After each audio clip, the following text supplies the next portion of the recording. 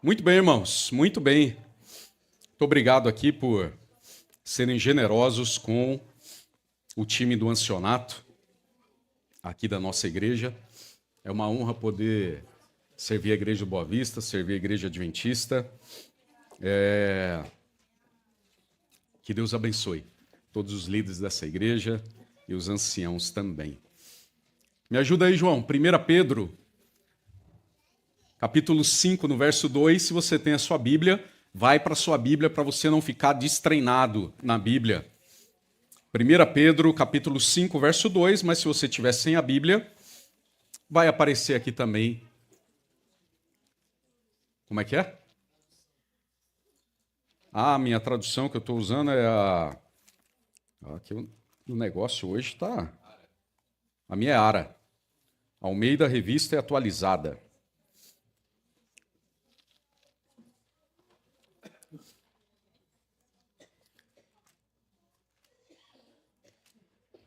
Primeira Pedro, capítulo 5, no verso 2, que pastoreiem o rebanho de Deus que há entre vocês, não por obrigação, mas por espontaneidade, como Deus quer, não por ganância, mas de boa vontade. Está aqui um verso especial para o ancianato dessa igreja, né? Resumidamente, o que Deus espera de um grupo de ancianato, de um ancião, né? Cuide do povo de Deus, né? Não porque seja sua obrigação, né? Mas cuide com alegria, com espontaneidade, não por sorte da ganância, não para ganhar um chocolate no dia do ancianato, tá bom? Mas porque você ama a igreja, né? E porque Deus ama a igreja e coloca homens e mulheres para cuidar dessa igreja. Não para ter qualquer ganho, tá bom? Eu estou falando chocolate aqui, que é o máximo de valor que um ancião vai receber na igreja adventista do sétimo dia, tá bom? Um chocolate no dia do ancião, né? Não é para ninguém tirar proveito de ninguém, em nenhum lugar, gente, mas que sirva de boa vontade. Não faça esperando honra, né, em momento algum. Se não tivesse um chocolate no dia do ancião, o trabalho teria que ser igual ou melhor, ainda do que a gente tem feito, que a gente consegue fazer, né? Melhor dizendo. Mas, irmãos, aproveitando a oportunidade hoje, na estrutura da Igreja Adventista do Sétimo Dia, o ancião ele não é um cargo administrativo, tá bom? Tem uma certa diferença entre o ancião e os outros líderes da igreja, que eu vou explicar rapidamente aqui para vocês. O ancianato, junto com o pastor, ele é uma posição, um cargo na igreja, é um ministério espiritual, tá bom? Todo mundo entendeu essa diferença, né? O ancianato é uma extensão do pastor distrital, ajudadores do pastor. O pastor é o nosso líder, pastor é a autoridade da igreja, né? O ancianato é um cooperador, são cooperadores do pastor, né? Mas o ancião precisa ser um líder de influência moral e de influência espiritual aqui na igreja. Precisam ser reconhecidos assim para que a igreja os escolha, né? Ser ancião, então, é como ser um pastor da igreja local, do rebanho local. Precisa ser alguém que cuida, alguém que intercede, alguém que ensina, alguém que conduz o povo de Deus com sabedoria, com humildade e principalmente com temor a Deus. Principalmente com temor a Deus. Quais são as funções, então, do ancião na igreja adventista? Né? Para você que está conhecendo, para você que está em casa, né? Que às vezes fica um pouco curioso, né? Fala ancião, parece que é um homem velhinho, né? Parece que é um homem velhinho, né? Mas nosso ancianato até que é jovem, viu? Eu não sei, agora eu não lembro se é o Wezer ou se é o Josa. É o Josa que é o mais antigo entre nós. Quantos anos você tem mesmo, Josa? 57 anos. Não tem barba branca ainda, só um pouquinho. O Wezer um pouquinho mais, ostenta um pouquinho mais de barba branca. Ainda estamos longe de ser velhinhos na igreja. É bom que seja assim, precisa ter energia. precisa ter saúde para cuidar da igreja, e o ancianato vai cuidar disso também, para que possa servir melhor a igreja, né?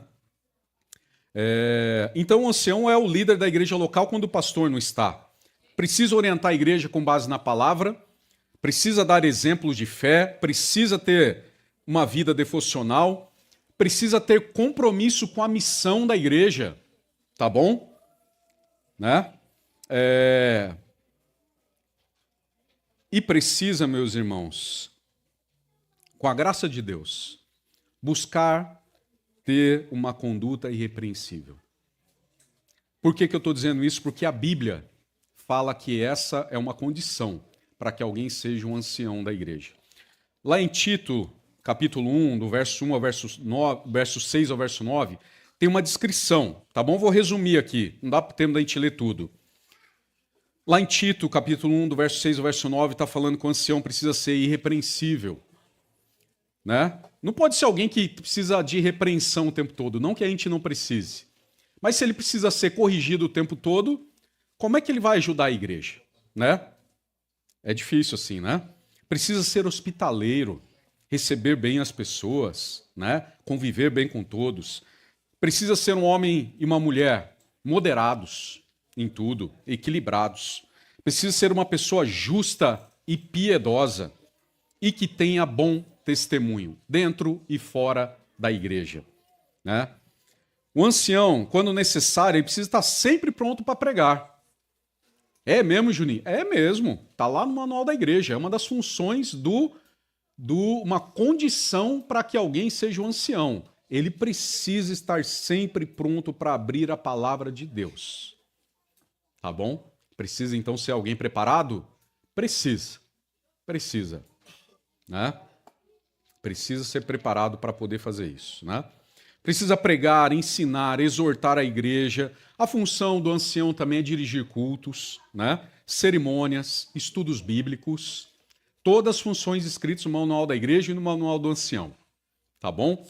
O ancião deve ser o principal defensor da sã doutrina, da doutrina da igreja, da doutrina divina. O ancião precisa guardar a igreja contra heresias, contra ensinamentos ruins, tá bom? De qualquer um. O ancião é o guardião das doutrinas da igreja. E precisa guardar também a igreja de confusões teológicas. Que sempre tem alguém espalhando alguma coisa por aí que não é de Deus. O ancião é o guardião, né, da palavra de Deus e da sã doutrina. Embora a função do ancião seja espiritual, como eu falei para vocês, né, ele também deve presidir as reuniões da igreja, auxiliar os departamentos nas suas organizações. Aqui na igreja a gente trabalha assim, um ancião apoiando aí os departamentos, né? Que mais? Promover a unidade entre todos os membros, né? E precisa ter uma relação muito estreita com o pastor e com a comissão da igreja. Como é ruim quando o time do ancianato diverge da comissão da igreja. Graças a Deus não é o caso aqui da igreja, tá bom? Graças ao bom Deus, né? Tem um alinhamento de ideias e de missão muito grande, né? Não é um problema que a gente precisa lidar aqui. O ancião tem cuidados pastorais que ele precisa ter. Visitar enfermos, apoiar os membros em dificuldades, aconselhar biblicamente, orar com as famílias, atender os novos conversos, né? Precisa dar exemplos de vida cristã, ter uma vida de oração, ser fiel no dízimo das ofertas, ter uma família estruturada na fé. Importante. Participar ativamente na missão, ser respeitado dentro e fora da igreja. Não adianta, não, dentro da igreja ele é muito respeitado, mas é um tranqueira lá fora. Né? A igreja tem que ser atenta para isso. Né? Ellen White escreveu e resumiu numa frase, muito bem, a obra do ancião. Lá no livro Evangelismo, na página 324, tem uma linha muito bacana. O ancianato, principalmente, presta bastante atenção agora. no que a irmã Ellen White escreveu para nós. A obra do ancião é da mais alta importância. Ele deve ser um homem de oração, de fé e de ação. Oração, fé e ação. São as características que ela resumiu aqui que o ancião deve ter. Compromisso com a igreja, né? Compromisso com a igreja. Eu espero que cada ancião aqui da Igreja do Boa Vista, aqueles que hoje, né, estão com essa honra e essa responsabilidade, e também aqueles que já foram, né, já tiveram essa honra um dia, se lembrem que todos vocês foram chamados por Deus, separados para uma obra santa, né? E vão ser recompensados não com glória humana, não irão, como todos os líderes da igreja, mas com a coroa da vida. Coloca um verso aí para mim, por favor, 2 Timóteo, capítulo 4. 2 Timóteo, capítulo 4, no verso 8. Para eu terminar essa parte aqui, que eu separei especialmente, e pedindo licença para a igreja, né? Para falar um pouquinho com os anciãos, terminando com esse verso aqui. Já agora a coroa da justiça me está guardada, a qual o Senhor, reto juiz, me dará naquele dia, não somente a mim, mas também a todos quantos amam a sua vinda. A sua recompensa, querido ancião, já está guardada, já está separada, vai ser entregue no momento correto. Por enquanto, não se distraia, né, com qualquer coisa dessa vida, para que o nosso foco esteja no compromisso que o ancianato tem com a igreja. Amém? Amém. O ancianato, então, tem esse compromisso com a igreja. Mas e o restante dos crentes? O ancianato foi chamado para servir a igreja. Mas e o ministério e o chamado de todos os outros crentes? Como é que fica? É só o ancião que tem que trabalhar, então? Vocês viram aqui, eu falei diversas responsabilidades, diversos deveres e compromissos que o ancião tem que assumir com a igreja. Mas e o chamado de Deus para todos os seus filhos? Vamos para a palavra de Deus? 1 Pedro, capítulo 2, no verso 9. 1 Pedro está lá um pouquinho no final da Bíblia, tá bom? Pedro, depois vem João e Apocalipse. Vai lá para o finalzinho da Bíblia, então. Mas está aqui na tela também. Vós, porém, sois raça eleita, sacerdócio real, nação santa, povo de propriedade exclusiva de Deus, a fim de proclamardes as virtudes daquele que vos chamou das trevas para a sua maravilhosa luz. Está falando o ancianato da igreja aqui? Sim ou não? Também. Mas está falando de todos nós. Esse é o chamado de Deus para todos nós. Proclamarmos a Jesus para todo o mundo. E nós somos eleitos, separados, escolhidos para isso, né? Muitos pensam que chamado é algo reservado só para pastores, para missionários ou líderes da igreja. De maneira nenhuma, gente. Eu comecei hoje falando com vocês, né? Que todos aqui são membros, todos fazem parte, todos têm deveres com a igreja, né? O ancião é só uma parte dessa responsabilidade toda. Na verdade, então, meus irmãos, todo crente tem um chamado divino. Deus não salva ninguém sem antes chamá-lo para a missão. Vocês estão entendendo bem o que eu estou falando? Deus não salva ninguém sem antes chamá-lo para a missão. Que missão é essa? Proclamar o evangelho. Sendo claro, direto, sem ficar dando volta. É essa a nossa missão. E para isso tudo nós vamos usar nossos talentos, nossa influência, nosso dinheiro, nosso tempo, nosso tudo. É isso que Deus nos pede. Ao aceitar Jesus, então, meus irmãos, nós não só recebemos a salvação, mas assumimos um compromisso sagrado. Ser luz do mundo, ser sal da terra e sermos embaixadores do reino de Deus. O embaixador é aquele que promove o reino, aonde quer que ele esteja. A embaixada do Brasil nos Estados Unidos ou em qualquer outro país, ela está lá para representar aquele país naquele lugar. Então, onde quer que você esteja, você deve ser um embaixador do reino. O dia do ancianato talvez seja o momento ideal para a gente falar sobre isso. E lembrar que não são só os anciãos que são chamados, mas todos nós somos. Vou lembrar de vocês de alguns chamados que aconteceram na Bíblia. Chamados talvez improváveis. Porque eu imagino que alguém deve estar pensando, eu não lembro se Deus me chamou, né? Ou não valeria a pena me chamar, eu não sou bom, eu não sei fazer muita coisa. No Êxodo capítulo 3, fala do chamado de Deus para Moisés. Mas, Juninho, Moisés era um grande líder. Será? Será que ele era ou Deus o transformou em um grande líder? Moisés estava tranquilo vivendo no deserto. O que ele estava fazendo lá? Cuidando de gado, de ovelhas, cabritos, carneiros, de um rebanho que não era nem dele, era do sogro dele. O que Moisés sabia fazer então, meus irmãos?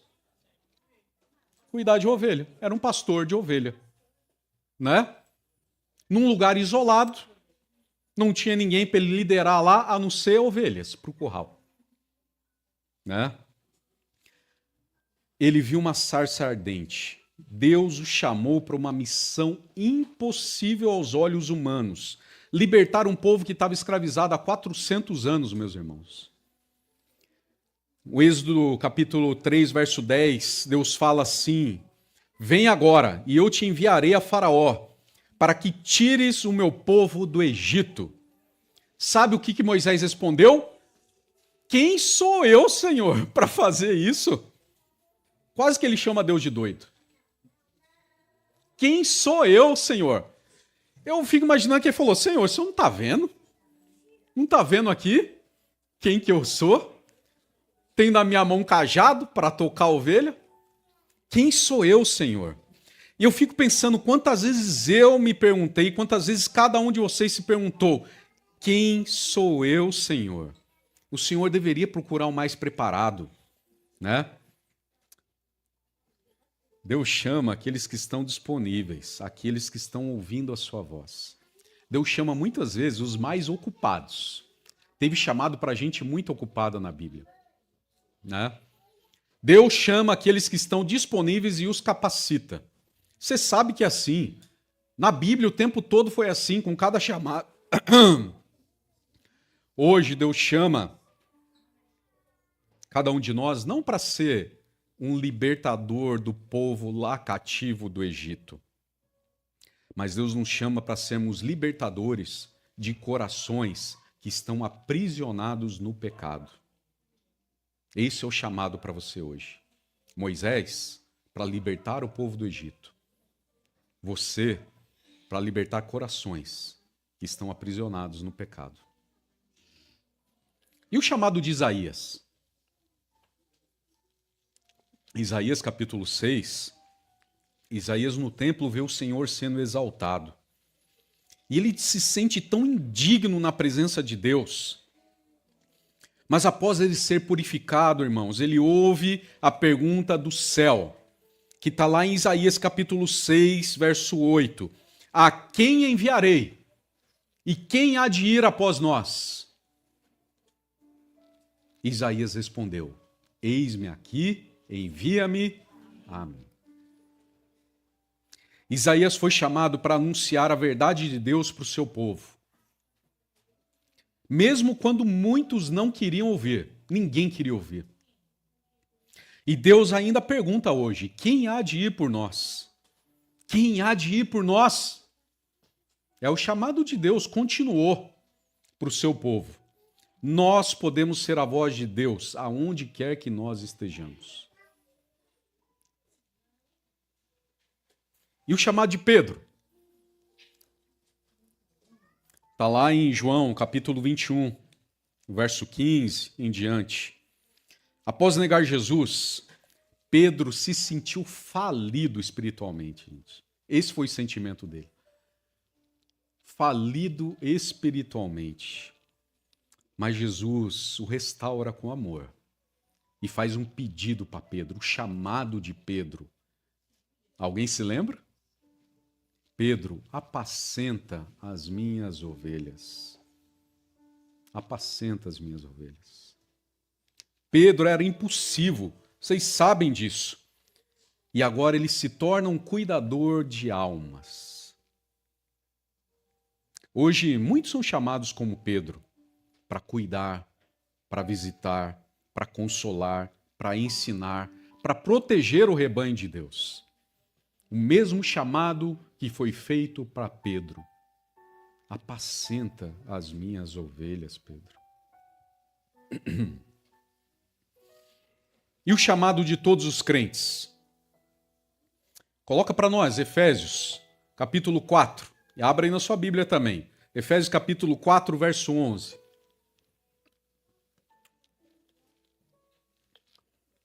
Efésios, capítulo 4, verso 11.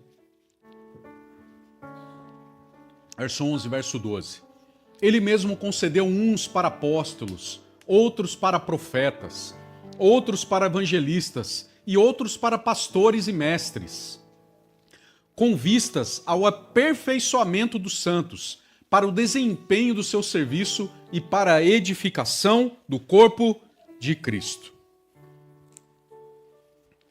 Deus tem um chamado para cada um de nós, diferentes chamados, diferentes funções, mas iguais em importância da mesma maneira, né? E o chamado não é só para líderes. Deus deu dons para toda a igreja, né? Para o aperfeiçoamento dos santos, para a obra do ministério, para a edificação do corpo de Cristo. Então Deus chama as crianças, sim ou não? Deus chama os jovens, chama os adultos, chama os idosos. Deus chama a todos para missões locais, aqui onde nós estamos, chama para missões globais e também hoje chama para missões digitais. A nossa igreja virtual dá 10 da nossa igreja, um pouco mais, tá bom? Da nossa igreja local. A missão digital tá maior. Graças a Deus, atinge muita gente. Então hoje tem missão em todo quanto é lugar. Tem aqui, tem lá fora. Recentemente a Igreja Adventista mandou 50 famílias aqui do Brasil para missões globais. Já imaginou o custo que é mandar 50 famílias para um outro país? Mas não tem missão aqui, né? Deixa essas famílias aqui. Tem aqui, mas tem lá também. Precisamos ir para o mundo. Fique atento aos chamados. Inclusive, você pode receber um chamado desse. Chamado global, né? Mas, irmãos, eu falei que a gente não ia estourar o tempo e não vamos mesmo. Só um pouquinho, talvez. A outra pergunta que eu acho, porque eu tenho essa pergunta no meu coração, e eu acho que muitos também têm, é o seguinte: tem tanta gente preparada, tanta gente boa, tanta gente que estudou, que se capacitou, que parece que sabe fazer muito bem, né, aquilo que o Senhor espera. Parece que eles ouvem Deus falar, cada passo que eles têm que dar. Será que apenas eu vou ser suficiente para executar o plano de Deus? Será que só eu vou ser suficiente na onde eu estou para executar o plano de Deus? Será que não precisa a igreja toda chamar o sionato, chamar o pastor, chamar todo mundo para a gente estar lá junto? Eu só sou muito fraco para executar o plano de Deus. Será mesmo? Eu vou terminar lembrando algo muito importante para que a gente nunca mais esqueça. Deus nunca precisou de mais do que um para executar o seu plano. Deus nunca precisou de mais do que um. Porque para começar tudo, ele precisou de quantos Adão? Um Adão. para recomeçar tudo de novo, ele só precisou de um Noé. Para levantar uma linhagem, ele precisou de um Abraão. Para dar nome para uma nação, ele precisou de um Jacó. Para preservar a promessa no Egito, ele precisou de um José. Para libertar o povo do Egito, foi um Moisés. Para conduzir a terra prometida, foi um Josué. Vocês estão entendendo, meus irmãos? Quantos foram? Deus só precisava de um. Só um para executar o seu plano. Para julgar com coragem o povo, ele precisou só de uma Débora. Para restaurar o altar de Deus, ele só precisou de um Gideão. Para interceder por um povo perdido, ele só precisou de um Samuel. Para matar um gigante, ele só precisou de um Davi.